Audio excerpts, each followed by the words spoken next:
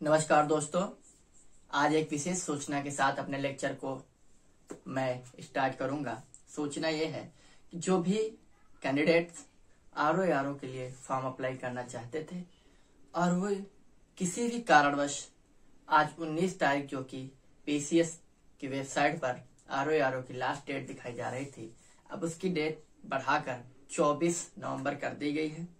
तो आप सभी वे कैंडिडेट जो अप्लाई करना चाहते थे वो परेशान न हो, वो अप्लाई कर सकते हैं। ठीक है। और आरओ का जो एग्जाम है वो स्पेशली फरवरी या मार्च के बीच में होने वाला है। ठीक है। तो आप सभी लोग पूरे मन धन तन से लग जाएं और अपना समय बिल्कुल बर्बाद न होने दें और उस पूरे समय को अपने लिए बचाकर चलें और अपने लिए उपयोगी बनाएं।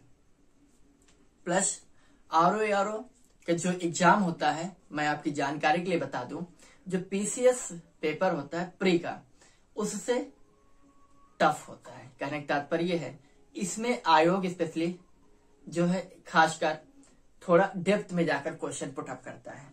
ठीक है। तो ये आपकी जानकारी के लिए मैं बता रहा हूँ। पीसीएस मेंस थोड़ा टफ बैठता है, लेकिन इसका मेंस में ज्यादा पेपर न होने के कारण प्लस ज्यादातर बच्चे इसमें मेंस में क्वालिफाई कर जाते हैं, क्योंकि इसका मैटर बिल्कुल फिक्स होता है कि इतने में ही आना है, तो बाकी सभी बच्चे पढ़ लेते हैं। इसलिए जो आरओ की तैयारी कर रहे हैं उनके लिए ये जानकारी थी।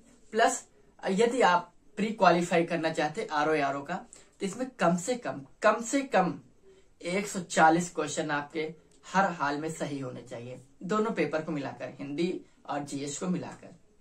तो ये जानकारी थी जो कि बताना मुझे उचित लगा, ताकि आप लोग जागरूक रहें, अवगत रहें जानकारियों से और अपनी तैयारी को एक नई दिशा और सही दिशा में लेकर चलें। ठीक है। तो आइए आज के लेक्चर में स्टार्ट करते हैं। पॉलिटी में जैसा कि मौलिक अधिकार पढ़ रहे हैं, उसमें हमने आपको 2 लेक्चर प्रोवाइड कर दिए हैं। तो जो पॉलिटी की जो सीरीज हम कंटिन्यू चला रहे हैं, इसको आप बखूबी पढ़ते रहिए। और यदि आपके पास घटना चक्र की किताब है तो उसके पीवाईक्यूज जो विगत वर्षों में एग्जाम्स में पूछे गए हैं उनको सॉल्व करते रहिए और देखिए क्या वो पीवाईक्यूज हमारे लेक्चर से सॉल्व हो रहे हैं कि नहीं। यदि सॉल्व हो रहे हैं तो प्लीज पूरे मन से सॉल्व करते रहिए और पढ़ते रहिए और बाकी भी लोगों को इसको शेयर करते रहिए। इतना मेरा आपसे एक रिक्वेस्ट है। क्लियर। आइए देखते हैं पॉलिटी मौलिक अधिकार का। आज ये लेक्चर हमारा तीसरा होगा, जिसमें हम स्वतंत्रता का अध्ययन करेंगे। तो जैसा कि पिछले लेक्चर में हमने समानता का अध्ययन किया था, तो समानता का अध्ययन अनुच्छेद, जैसा कि मैंने आपको बता रखा है, अनुच्छेद 14 से 18 तक उसका विस्तार है। अनुच्छेद 14 में विधि का समान संरक्षण, ठीक, अर्थात विधि के मामले में सभी समान होंगे। 15 में जन्म, धर्म, जाति, वंश, इनके आधार पर राज्य आपके साथ भेदभाव नहीं करेगा। अनुच्छेद 16 में लोक नियोजन की बात की गई थी। अनुच्छेद 17 में अनटचेबिलिटी अर्थात अस्पृश्यता की बात की गई, छुआछूत की बात की गई है। और अनुच्छेद 18 में उपाधियों का अंत किया गया की बात की गई थी। तो उसी के आगे आज हम लेक्चर पढ़ेंगे अनुच्छेद 19 से 22। अनुच्छेद स्पेशली 19 से 22 में स्वतंत्रता की बात की गई है। स्वतंत्रता का अधिकार, अनुच्छेद 19 से 22। क्लियर। स्वतंत्रता का अधिकार, इसको आप इंग्लिश में राइट टू फ्रीडम बोल सकते हैं। क्लियर। क्या बोलेंगे? Right to freedom. तो चलिए हम स्टार्ट करते हैं अनुच्छेद 19 से। ठीक। अनुच्छेद 19, आर्टिकल 19 में वाक एवं अभिव्यक्ति की स्वतंत्रता की बात की गई है। वाक एवं अभिव्यक्ति की स्वतंत्रता। क्लियर। वाक एवं अभिव्यक्ति की स्वतंत्रता, जिसको इंग्लिश में बोलते हैं right to freedom of speech and expression. ठीक। अब अनुच्छेद 19 की 2-3 बातें आप पहले जान लिए, फिर उसके बाद हम इसका एक्सप्लेन कर रहे हैं। अनुच्छेद 19 में 2-3 बात, जैसे पहली बात इसकी आप ध्यान दें कि जब मूल संविधान में अनुच्छेद मतलब स्वतंत्रता का जो अधिकार है अनुच्छेद 19 में, इसमें 7 प्रकार की स्वतंत्रताओं की बात की गई थी हमारे मूल संविधान में। क्लियर? हमारे मूल संविधान में 7 प्रकार की स्वतंत्रताओं की बात की गई थी, लेकिन आज वर्तमान में कुल 6 प्रकार की स्वतंत्रताएं हमें प्राप्त है। कितनी? 6। अगला, अगर इसकी तीसरी बात की बात करें तो जो प्रेस की स्वतंत्रता है, प्रेस की स्वतंत्रता, ये 1985 में वाक्य अभिव्यक्ति की स्वतंत्रता में जोड़ा गया। कब जोड़ा गया? 1985 में। ठीक। प्लस इसकी एक बात और जान लें आप, इसकी कुछ विशेषता है कि ये केवल भारतीय नागरिकों को प्राप्त है, भारतीय नागरिकों को। तो प्लीज कमेंट के माध्यम से आप बताइए। हम देख रहे हैं कि हमने आपको बताया था कि मौलिक अधिकार कौन कौन से मौलिक अधिकार है जो केवल और केवल भारतीय नागरिकों को प्राप्त है, कितने और कौन कौन से, वो आर्टिकल के साथ आप कमेंट बताइए, मैं देख रहा हूं। ठीक है, भारतीय नागरिकों को केवल प्राप्त है। ठीक। साथ ही राज्य इनकी सीमा को आरोपित भी कर सकता है, राज्य इनकी सीमाओं को आरोपित भी कर सकता है।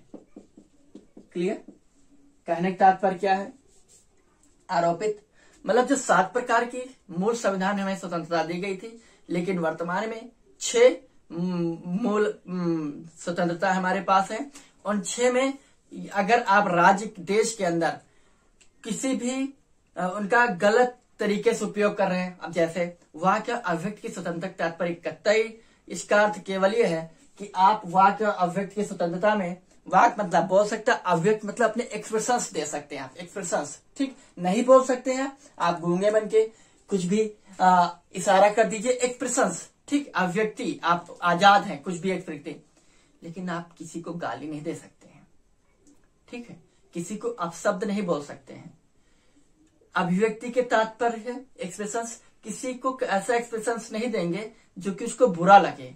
इस आधार पर राज्य आपके जो मौलिक अधिकार के तहत 6 प्रकार की वर्तमान में स्वतंत्रताएं दी गई हैं, उन पे आरोपित उनको रोक सकती है, उनको उनकी सीमा को कंट्रोल कर सकती है, इनको सीमा को कम कर सकती है। क्लियर? जिनका विस्तार उनको लगेगा कि अब ये इनका दुरुपयोग हो रहा है, ये जो स्वतंत्रताएं हैं, तो उस आधार पर राज्य आपकी जो स्वतंत्रता की सीमा है उनको कम कर सकती है। वही चीज मैंने बताया है कि राज्य इनकी सीमा को आरोपित भी कर सकता है अगर उसको लगेगा कि जो भी स्वतंत्रताएं, मौलिक स्वतंत्रताएं हमने दे रखी हैं व्यक्तियों के, उनके नागरिकों को, उनके व्यक्तित्व के विकास के लिए, लेकिन इनका विकास की जगह दुरुपयोग हो रहा है, उपयोग की जगह दुरुपयोग हो रहा है, तो हम इनको कंट्रोल कर सकते हैं। कौन? राज्य। क्लियर? अब आइए, जो 6 प्रकार की स्वतंत्रता की बात की गई है, जो 6 प्रकार की स्वतंत्रता की बात की गई, इसमें आप बड़े आराम से समझिएगा, बहुत ही आराम से हम पढ़ाएंगे और आप विधिवत तरीके से समझते रहिए और नोट्स अपना नोट डाउन करते रहिए। क्लियर? चलिए देखते हैं। जो पहली है अनुच्छेद 19 चल रहा है, 19 आर्टिकल 19 सब आर्टिकल 1 में वाक एवं अभिव्यक्ति की स्वतंत्रता, यही सेम चीज, वाक एवं अभिव्यक्ति की स्वतंत्रता। क्लियर? तथा पुतला जलाने की स्वतंत्रता, पुतला जलाने की स्वतंत्रता तथा ध्वजा फहराने की स्वतंत्रता,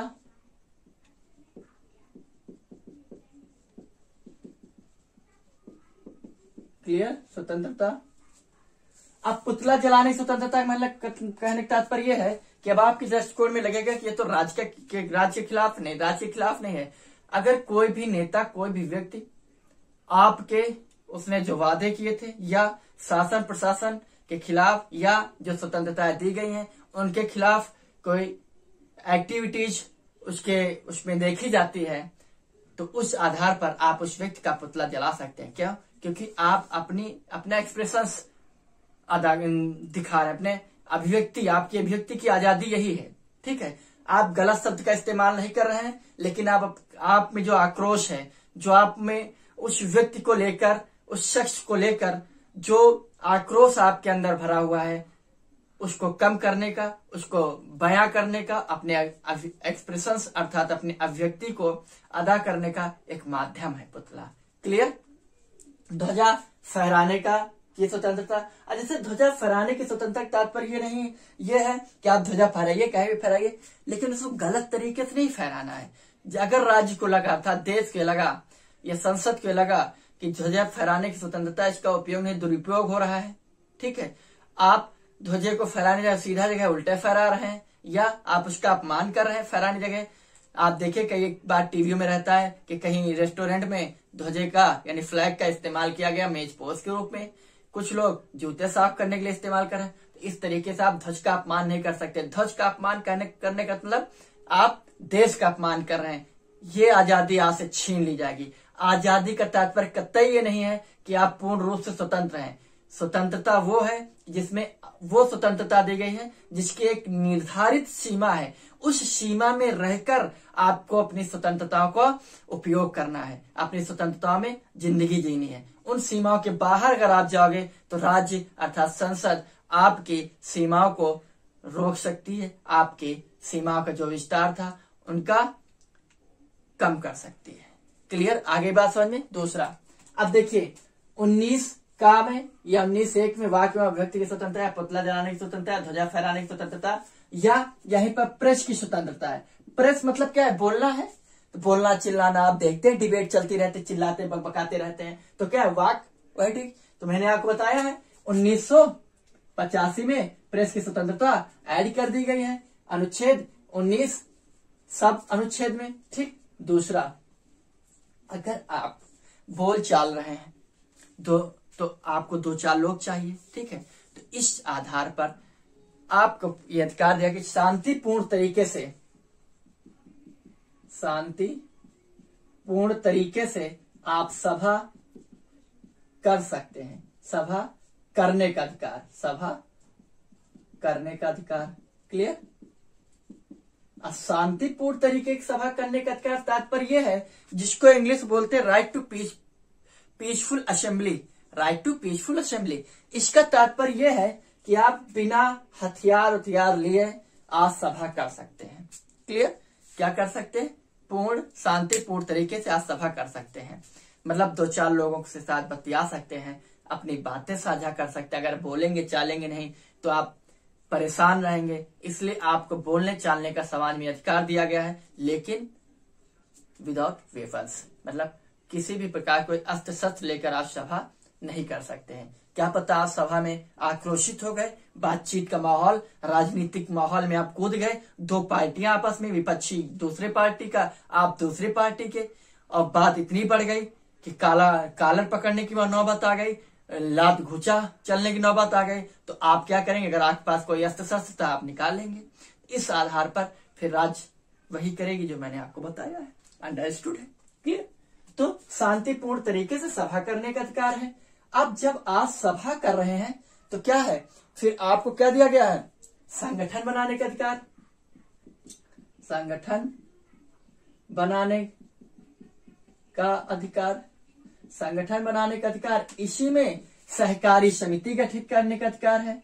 सहकारी समिति, और ये क्वेश्चन कई बार पूछा गया है। कोऑपरेटिव सोसाइटी, ठीक है, ये 97वां कॉन्स्टिट्यूशन अमेंडमेंट 2011 में जोड़ा गया है, ठीक है, और यही चीज आपको मिलेगी अनुच्छेद 43 ख में। अनुच्छेद 43 ख या आर्टिकल 43 सेकेंड में मिलेगा सहकारी समितियों का, ठीक है। अब संगठन बनाने का आपका अधिकार है। क्यों? क्योंकि आप बोल चाल रहे हैं, आपको 2-4 लोग सुनने आ रहे हैं, तो सभा बन गई, सभा कर रहे हैं आप शांतिपूर्ण तरीके से, सभा बन गई तो आप संगठन बनाइए।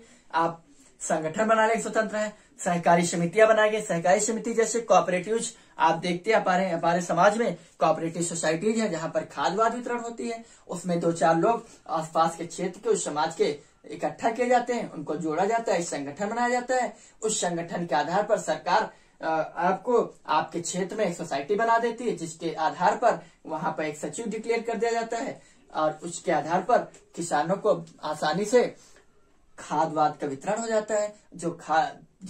किसानों के यहाँ जो अनाज पैदा हुआ, उसका उत्पादन हुआ, वो खरीद लेते वहीं पर सरकारी रेट पर। ये सारी कुछ सहूलतें हैं सहकारी समिति। और ये कब हो गए ये सारे काम? ये सारे काम होंगे जब उस समाज के जिस क्षेत्र में सोसाइटीज खुली है, सहकारी समितियां बनी है, वहाँ के लोग जुड़े रहेंगे उनसे, जिसके आधार पर लड़ाई झगड़ा नहीं होगा। नहीं तो एक से एक नेता होते हैं, आजकल तो चमचे बहुत होते हैं। किसी दिन चमचों की एक कविता सुनाऊंगा आपको, अगर आपको सुनना है तो कमेंट बताना, ठीक है। चौथा नंबर, अब संगठन बना लिए हैं, शांतिपूर्ण तरीके से सभा कर रहे हैं, बकबका रहे हैं, बोल चाल रहे हैं, पुतला जला रहे हैं, सब कुछ कर रहे हैं। तो सरकार ने कहा जब इतना कर सकते हैं तो आप घूमे फिरो, फिर आपको देश में स्वतंत्रता पूर्वक घूमने का अधिकार है। घूमने का अधिकार दे दिया सरकार ने कि घूमो फिरो बच्चा, घूमो फिरो, ठीक है। कहा? अनुच्छेद 19(4) में, क्लियर, जिसको बोलेंगे राइट टू मूव फ्रीली। अब देखिए यहीं पर अनुच्छेद 19(4) में देश के अंदर घूमने फिरने का आपको अधिकार है, लेकिन अनुच्छेद 21 में आपको देश के बाहर घूमने फिरने का अधिकार है। देश के बाहर घूमने फिरने का अधिकार अनुच्छेद 21 में दिया गया है आपको, क्लियर। अनुच्छेद 5 आइए मिलते हैं। अब आप देश के अंदर घूम फिर रहे हैं, आपको लगा कि मुझे अब कहीं अपना एक घर द्वार बना लेना चाहिए ताकि बीवी बच्चे और हम कहीं रह सके। कब तक घूमेंगे फिरेंगे? इसलिए आप कहीं भी जमीन खरीद लीजिए देश में और आप घूमते फिरते रहेंगे, तो घर वर बनवा लीजिए, ठीक है। तो देश में कहीं भी निवास करने का अधिकार, देश में कहीं भी घूमने फिरने का अधिकार है। बढ़िया काम किया सरकार ने, है ना। घूमो फिरो, देश में कहीं भी निवास करने का अधिकार, निवास करने का अधिकार। भैया निवास करना है, घूम फिर तो चुके हो, थक गए हो, तो कहीं पर आराम करोगे। तो आराम करने के लिए सरकार ने कहा भैया अगर आपके पास पैसा रुपया है तो आप जमीन खरीद के घर बना लो। देश में कहीं भी रहने का अधिकार या निवास करने का अधिकार,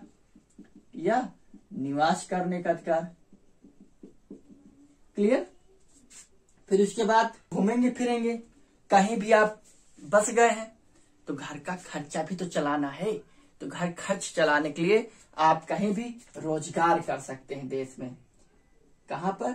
देश में। लेकिन ये क्या है, अब आप जान लीजिए 19, चाहे इसको ए बोलो, इसको बी बोलो, इसको सी, इसको डी, इसको ई, अब आएगा एफ, फिर आएगा जी, ठीक है। तो या इसको आप बोल सकते हैं 6, इसको बोल सकते हैं 7। तो कई बार क्वेश्चन में पूछा गया कि जो कौन से क्रम के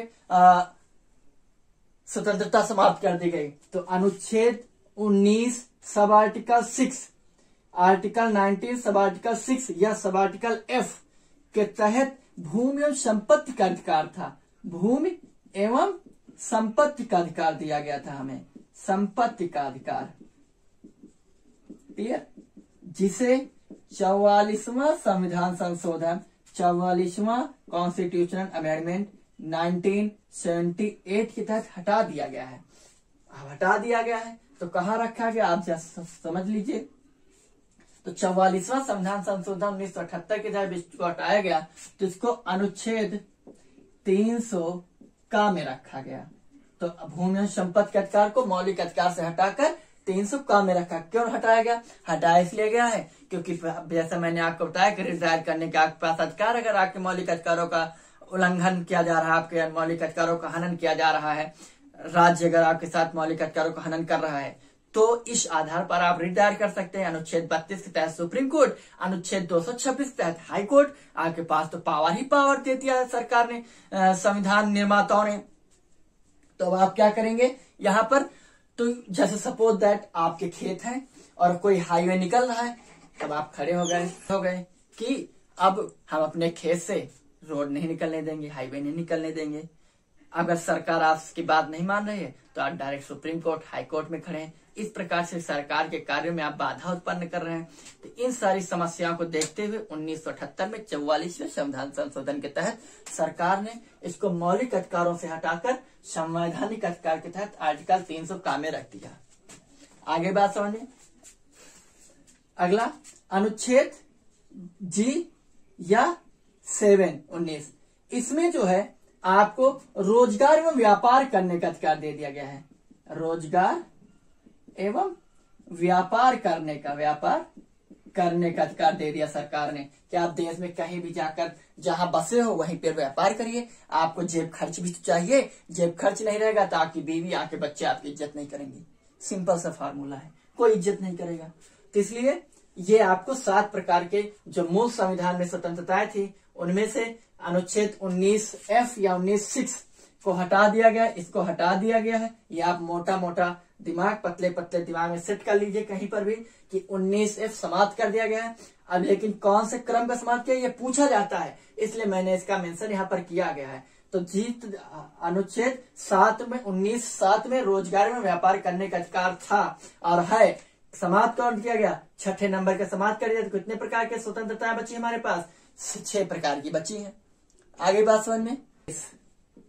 आर्टिकल 20, इसमें व्यक्ति के अपराध सिद्ध होने पर उसके बचाव के कुछ प्रावधान हैं। अनुच्छेद 20, अपराध सिद्धि के बचाव के प्रावधान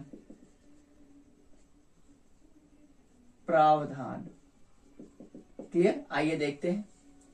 इसमें भी 3 प्रकार के आपको आर्टिकल मिलेंगे 20 में, 1, 2, 3। क्लियर। आइए देखते हैं। अनुच्छेद 20 फर्स्ट, किसी भी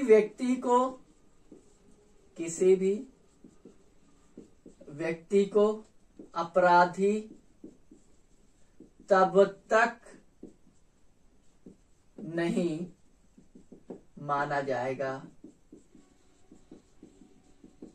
जब तक अपराध सिद्ध न हो जाए। दूसरा, इसी में किसी भी व्यक्ति को उसको वर्तमान कानून के आधार पर दंड दिया जाएगा। ठीक, भूतलक्षी और भविष्यलक्षी आधार पर उसको दंड नहीं दिया जाएगा। जैसे अब सुनिए, पहली चीज की बात समझ गए, जब तक अपराध सिद्ध न हो जाए तब तक उसको अपराधी नहीं माना जाएगा। ठीक है। दूसरी बात यह है कि जैसे कि मान लीजिए आज वर्तमान में किसी ने चोरी की, मान ले इस ए ने चोरी की है और आज चोरी की जो सजा है वो 6 साल और 10,000 रुपया जुर्माना भरना है। 6 साल सजा काटिए, 10,000 रुपया जुर्माना भरिए। बाकी पुलिस आपको अंदर ही अंदर जो भी उस दंड के मामले में, उस अपराध के मामले में जो भी दंड दे सके आपसे कबुलवाने में। ठीक है। तो वो तो उसका अंडरस्टूड मैटर है, सभी समझते हैं। तो ए ने चोरी की जिसको 6 साल या 10 साल क्या सजा है, लेकिन सपोज दैट ए ने 5 साल की सजा पूरी कर ली, 10,000 रुपये भी दे दिए थे, लेकिन आज जब 5 साल बाद कानून बन रहा है तो ये हुआ भाई जो 6 साल की सजा थी हम इसको बढ़ा रहे हैं और अभी सजा हो रही 7 साल की, और जो जुर्माना था इसको हम 10,000 से 15,000 रुपया कर रहे हैं।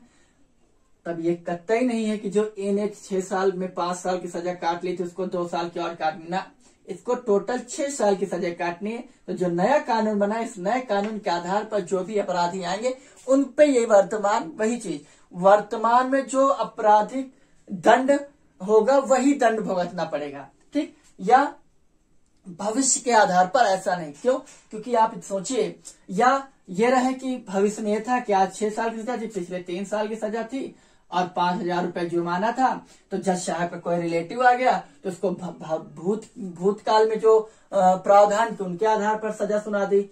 हमारा कोई संबंध नहीं है तो हमें वर्तमान के हिसाब से सजा सुना दी, या हमारी और जज साहब की बन नहीं रही, हम उसके दुश्मन निकल गए तो उन्होंने जो नया कानून आया उसके आधार पर हमारी सजा बढ़ा दिया, ऐसा नहीं। तो वर्तमान में जो भी प्रावधान है उस आधार पर आपको सजा दी जाएगी। क्लियर। दूसरा, एक सजा की एक ही बार, एक दंड के लिए एक ही बार सजा दी जाएगी, वही तात्पर्य।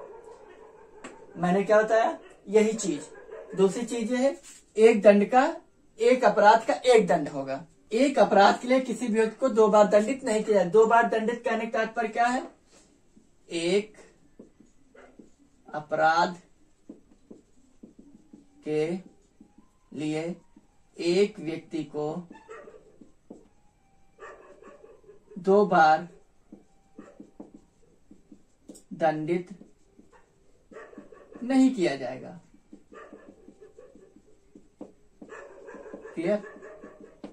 आगे बात समझ। दूसरा, किसी भी व्यक्ति को, किसी भी व्यक्ति को, किसी भी व्यक्ति को उसको जबरदस्ती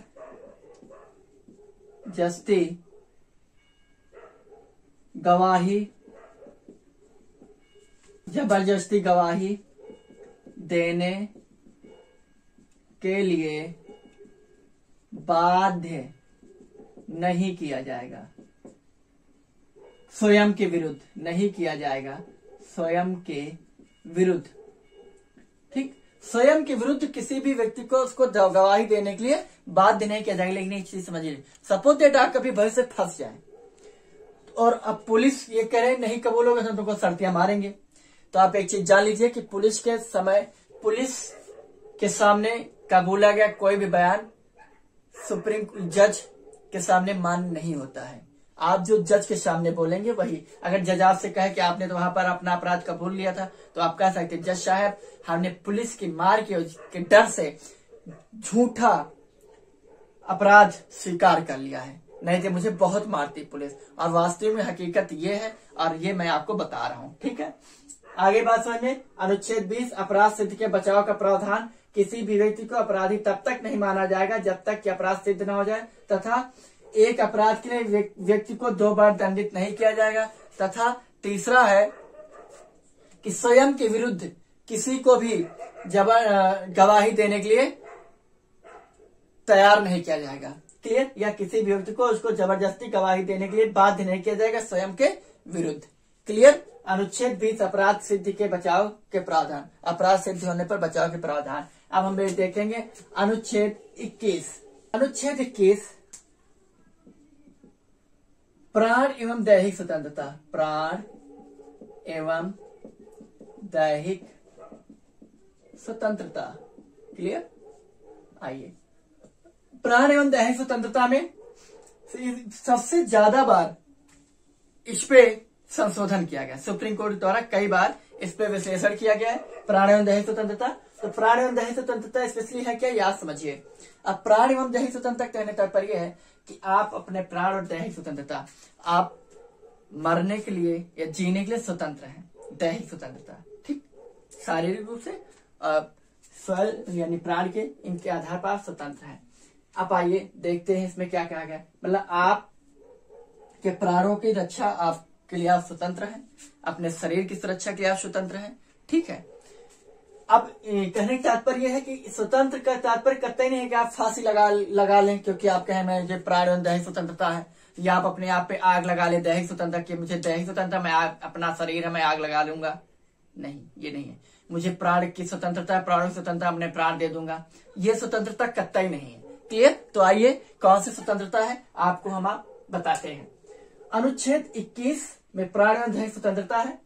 संविधान संशोधन 2003, ठीक है।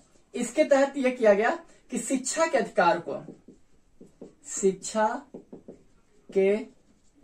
अधिकार को मौलिक अधिकार बना दिया गया। क्या बना दिया गया, मौलिक अधिकार। अनुच्छेद 21 का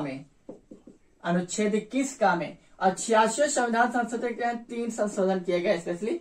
एक तो ये किया गया प्लस अनुच्छेद 45 जो डीपीएसपी में था, वहां पर जो था कि 6 वर्ष से कि 6 से 14 वर्ष की उम्र के बच्चों को निःशुल्क शिक्षा का प्रावधान दिया जाएगा। वो अब आ गया शिक्षा के अधिकार, मौलिक अधिकार बना देगा। इसमें 6 से 14 वर्ष के बच्चों को निःशुल्क शिक्षा का अधिकार हो गया। ये एक मौलिक अधिकार हो गया नीति निर्देशक तत्वों से हटाकर, प्लस अनुच्छेद 45 में कर दिया गया, क्योंकि 45 वाला उठकर 21 का में आ गया, तो कहा गया ये धारा समाप्त की जाएगी, तो अच्छी बात नहीं, इसको में कुछ कर दिया जाए। तो ये क्या आ गया, 6 वर्ष से कम उम्र के बच्चे, 6 वर्ष से कम उम्र के बच्चे की देख रेख और उनकी शिक्षा का अधिकार राज्यों को दे दिया गया। ठीक है, प्लस इसी में 86 संविधान संशोधन 2003 में ही फंडामेंटल ड्यूटीज यानी मौलिक कर्तव्यों में, जो हमारे मूल संविधान से उसमें 10 मौलिक कर्तव्य थे, लेकिन फिर फंडामेंटल मौलिक कर्तव्यों में 11वां मौलिक कर्तव्य जोड़ा गया और ये कहा गया कि बच्चों की शिक्षा की जिम्मेदारी उनके गार्जियंस को दी गई है, जिससे क्या होगा, अब मान लो मौलिक अधिकार, ठीक है, ये कहा गया मौलिक अधिकार निःशुल्क शिक्षा का अधिकार है, कितनी भी शिक्षा निःशुल्क हो जाए, लेकिन अगर माँ बाप जागरूक नहीं होंगे, हमारे उनके बच्चों के पेरेंट्स जागरूक नहीं होंगे, तो इस आधार पर बच्चों का दाखिला नहीं होगा।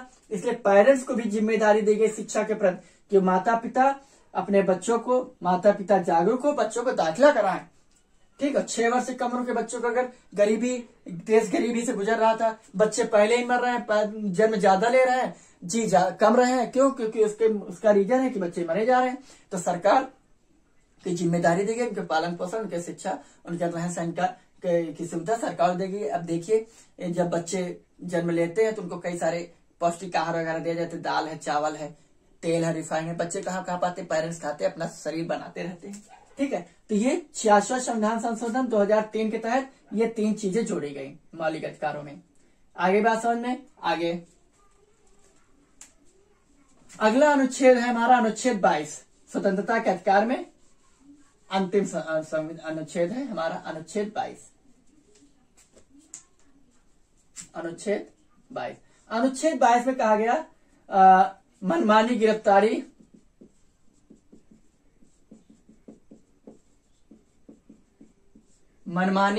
गिरफ्तारी, एवं निवारक नजरबंदी में संरक्षण, एवं निवारक नजरबंदी में संरक्षण का प्रावधान, संरक्षण का प्रावधान। कहने का तात्पर्य क्या है, अब आइए समझिए। स्पेसिफिक 3 बातें आप समझिए। पहले इसका अपवाद भी, वो भी आपको समझाऊंगा। किसी व्यक्ति को गिरफ्तार किया जा रहा है, तो उसको गिरफ्तारी का कारण बताना होगा।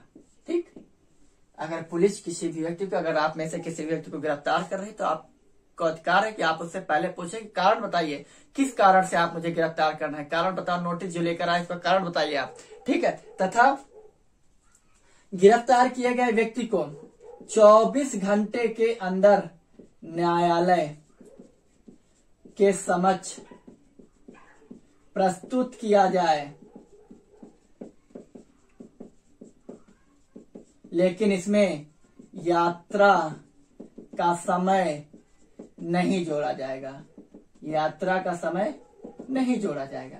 ठीक, कहने का तात्पर्य है कि आप अपराध करके भाग गए और आप दिल्ली में पकड़े गए, तो 24 घंटे से ज्यादा समय लग जाएगा आपका आने में ही। ठीक है, या जम्मू कश्मीर भाग गए, देश में किसी कोने में भाग गए, तो वो यात्रा का जो समय नहीं जोड़ा जाएगा जब से आप पकड़े गए, और जिस यात्रा को हटाकर, यात्रा हटाने के बाद जो भी समय लगेगा उसके 24 घंटे के अंदर आपको न्यायालय के समक्ष प्रस्तुत करना होगा पुलिस को।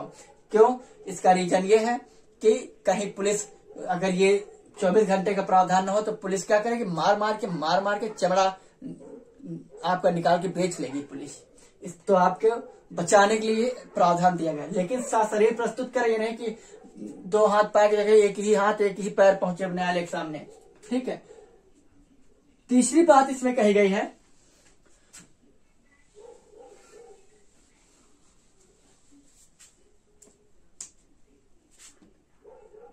अपवाद, 2 अपवाद हैं यहाँ पर, आप समझिए। पहला, निवारक, कि गिरफ्तार किए गए व्यक्ति को अपनी मर्जी का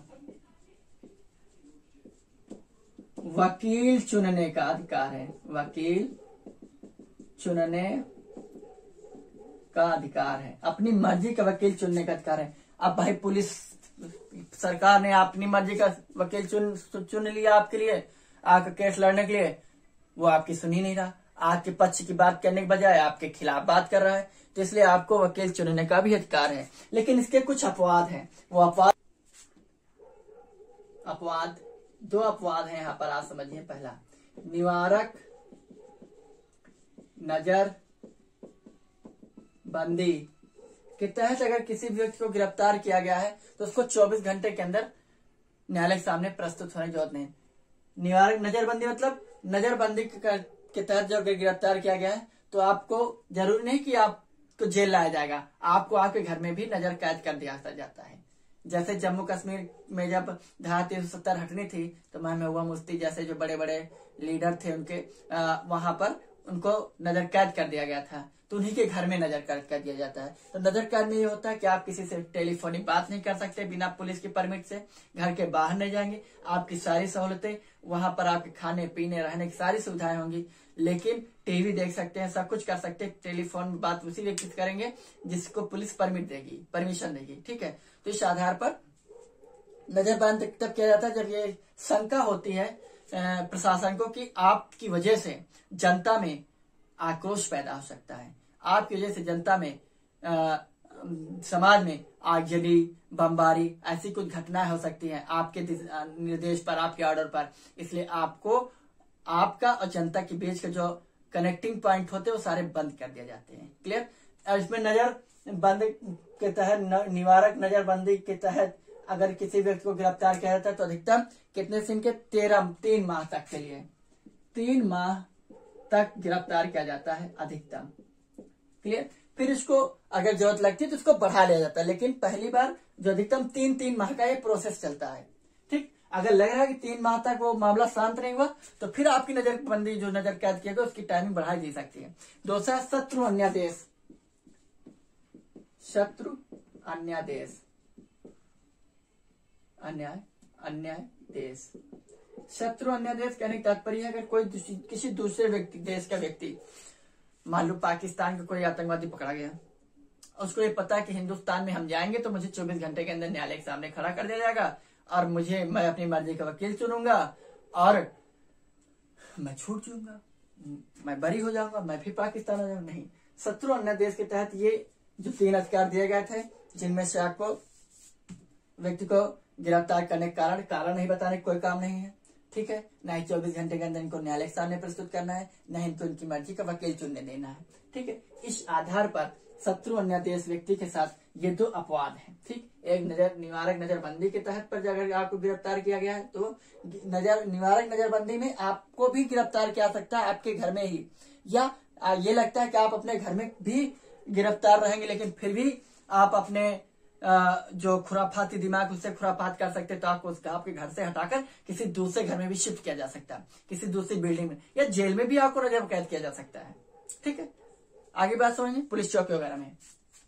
शत्रु अन्य देश समझिए, शत्रु अन्य देश मतलब किसी दूसरे देश के व्यक्ति जो शत्रु देश है उसका, जैसे पाकिस्तान, चीन है, इन देशों के कोई व्यक्ति अगर पकड़ लिए गए तो इनके खिलाफ ये जो सुविधाएं हैं ये नहीं दी जाएंगी। ये 2 प्रकार के अपवाद हैं। तो ये रहा आज के लेक्चर। कैसा रहा लेक्चर कमेंट के माध्यम से आप अवश्य बताया करें। ठीक, कारण उसके कुछ तरीके हैं कि आप ज्यादा से ज्यादा शेयर करें ताकि हम मोटिवेट होते रहें। ठीक है, आपको अच्छे से अच्छे लेक्चर प्रोवाइड करते रहें। वैसे मैं क्वालिटी के साथ कोई समझौता नहीं करता हूँ, आप हमारे लेक्चर में देख सकते हैं। किसी प्रकार कोई बेकार की बात नहीं करता हूँ, इसीलिए क्योंकि समय बहुत कम है और आपको कम समय में कुछ बहुत ज्यादा गेन करना चाहिए। ठीक है, आज के लिए इतने ही। आज का बहुत बहुत धन्यवाद। Thank you. जय हिंद, जय भारत।